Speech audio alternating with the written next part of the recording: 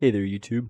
It's Cadiot, and today I am going to show you how to turn a basic cottage like this into a cottage like this. So without further ado, let's get into it. To start our beautification project, the first step is to destroy the rather basic cottage.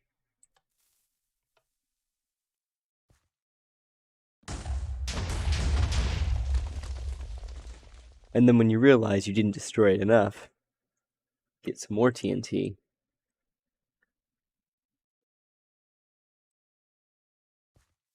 and finish the job.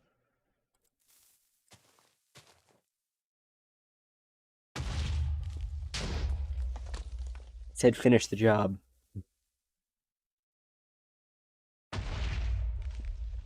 Apparently I can't even finish the job.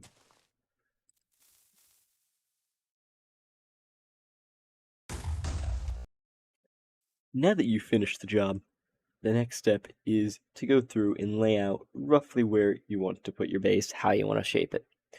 Usually, or as I would suggest, and usually what I would do, is I go through and I lay it out on the floor using a cobblestone pattern, and I try to make it so that each face is usually about 5 or so blocks or longer. So that way you have plenty of space on your inside. You have like at least 3 by 3 or so to work with. And then I also try to make it go in more than one direction, so that way I can add more faces to the build, have rough bump outs, things like that. And voila, I've laid out where I'm going to put the cottage. So I'm not even going to try to explain the science or anything behind block palettes, but usually the first thing I do after I've built out where I want to put my house and what I want to do with it is I assign a block palette. I come up with different blocks that I think will go well together, and I lay out roughly what a pattern of that could end up looking like. So for the pattern that I'm going to use for this build, I am using different stones.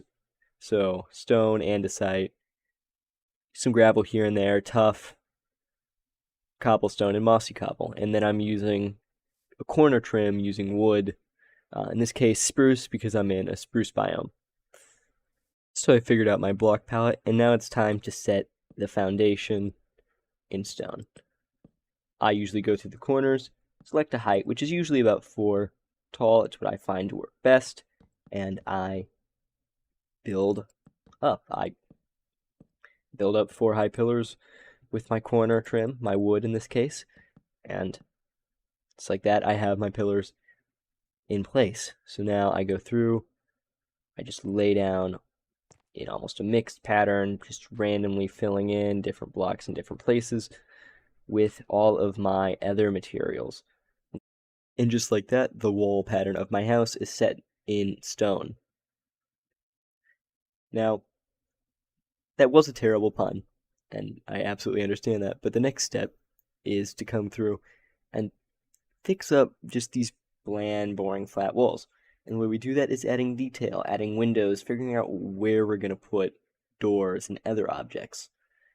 So, first thing I always do is I come through and I add detail in the corners by using trap doors to almost kind of make my spruce pillars look like they have some form of support.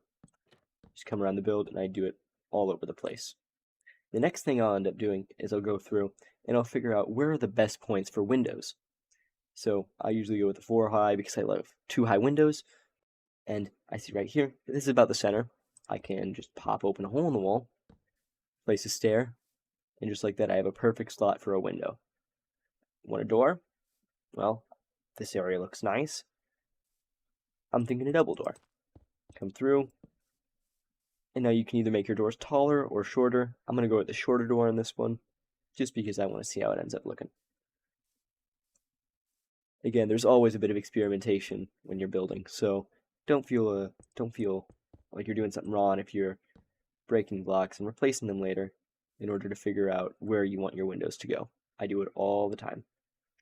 Come around the back side, I see, look, I wanted a window here. I knew it. I was going to make a little 1 high because there's, yeah, terrain. And then sometimes, you leave a wall empty because maybe you want to add a chimney later on. So for now, we're going to leave this wall empty. Okay, so now that you have finished your frame of your house and you have that all built out, your next step is to come through and figure out how you're going to put a roof on it, because most cottages and houses generally have roofs on top of them. Just generally. Not saying they all will. But to figure out what you want to do for your roof, what I suggest is thinking about what shape you want your roof. Do you want your roof to start relatively with a low slope and then work its way up to a higher pitch slope and then back down the other side? Do you want it to just be one level slope the entire time? Or do you want it to almost have a circular curve like this one here? Once you figured out which one you want to use, what style you want to use, or which one works best for your build, select the type of roof you want and you place it on top of your house. So now you've come to a point to where you're laying out your roof. You've selected your roof pitch style and everything, and you're trying to figure out how you're going to put this roof on your house. So you have random bulges all over your house, trying to figure out how you're going to slap this on. And what I suggest is always go towards your front ends, or your little bulges, the little flat, the most flat end basically, and just build out a roof, or a bit of your roof. Just lay it down, see how it looks. And if you think it fits the shape for the area, then you got it right there. Just like that. You figured out where you're going to put part of your roof. And then, when you're done with it, make sure you always have an overhang. It adds so much more depth if you have an overhang on your roof. So, just lay it out and build an overhang. Just like that, your roof has so much more depth. It adds a lot more to your house. Another common issue that I am definitely guilty of, and I see it happen a lot, is making your roof one consistent color. So usually, by making your roof more than one block and more than one color, it adds texture to the roof. It doesn't just look flat. It doesn't just look like a flat deep slate roof in this scenario. So I usually go through and I pick one or two deep slate blocks. One mistake in a roof restructuring later.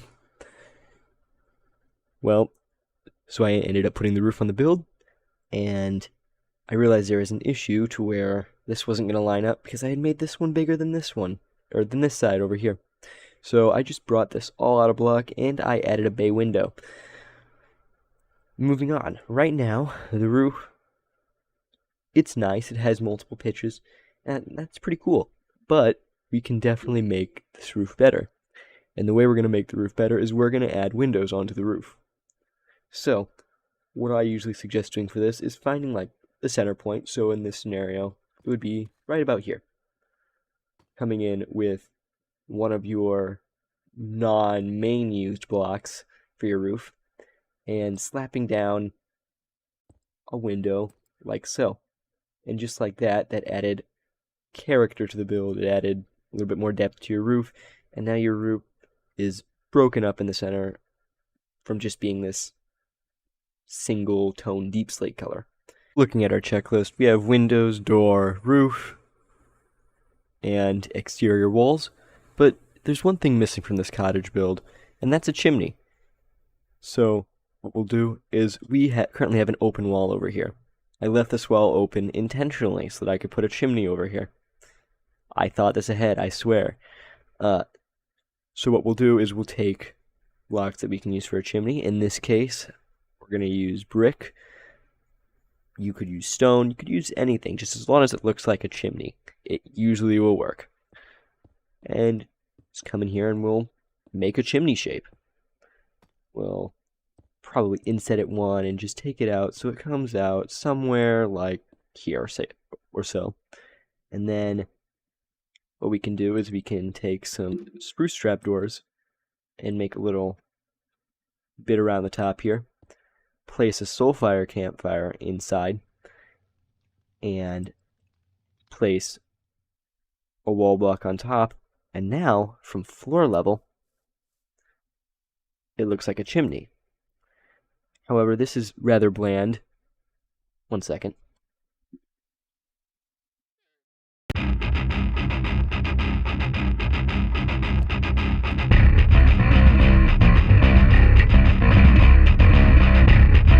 Not getting away.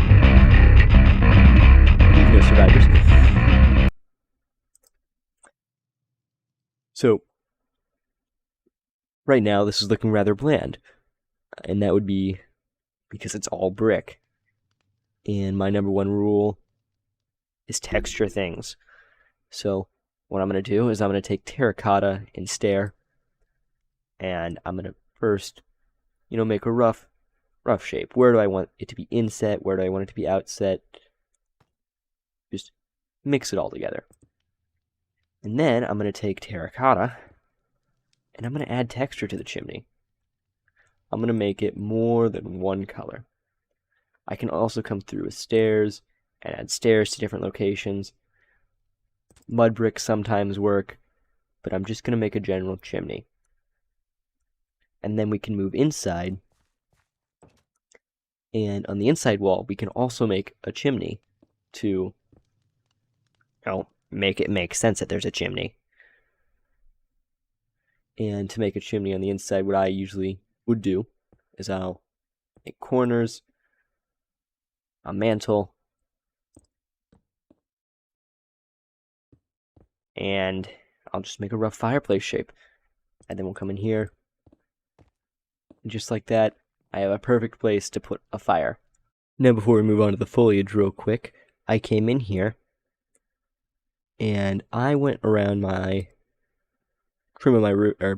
roof, and I added a little bit of an under trim. Now, this is something that I usually do. It's not something that you have to do. I usually do it because I think it looks better under the roof. Other people don't, so do it at your own discretion. But it's generally something that I find tends to make it look a little better, especially when you include foliage later on. So now for the foliage part of it. For foliage, what you want to do is you want to select some types of leaves. Right now I'm using the local leaf, spruce leaf, and I'm going to use some birch leaf as well because I find it to work fairly well with the color palette I've gone with through my lots of testing. So what I'll come through and I'm going to do is I'm just going to place down leaves, and I'm going to make it look like it's just vines have grown onto the house. That's what I want to end up doing, and that's how the whole foliage trick works. This also allows me to fill up any random little gaps like this in the corner that just kind of go to nowhere. And it allows me to surround the chimney and make the chimney look neater, I guess. I don't even know if you would call that the word. So once I've gone through and I've added leaf around the house wherever I see fit, I can now move on to the next bit of foliage, which is vines. Now, always be sparing on the vines is what I have learned, because if not, they grow literally everywhere and it is a mess to clean up. So, I usually go through on each wall and pick 1 or 2 points to just slap some vines down to add to the build. And keep in mind that when you do this means you're going to have to clean them up over time. So, sometimes sparing is better. Then what I do is I grab some glow lichen from a nearby cave, and I just place it wherever I think a little bit of light in the dark might help. Additionally, you can use glow lichen to also kind of keep the vines from spreading to places you don't want it to. So, another tip, because glow lichen blends in with the stone I'm using, it adds more so of a depth than it does a contrasting color. I'm not an artist. I don't know these terms. And then finally, the last thing I'll do is I'll go around and I'll find places where I think I could put in a rose bush or two or some sort of flower. And I'll just place them around. And it'll add a little bit more color to the outside of the house.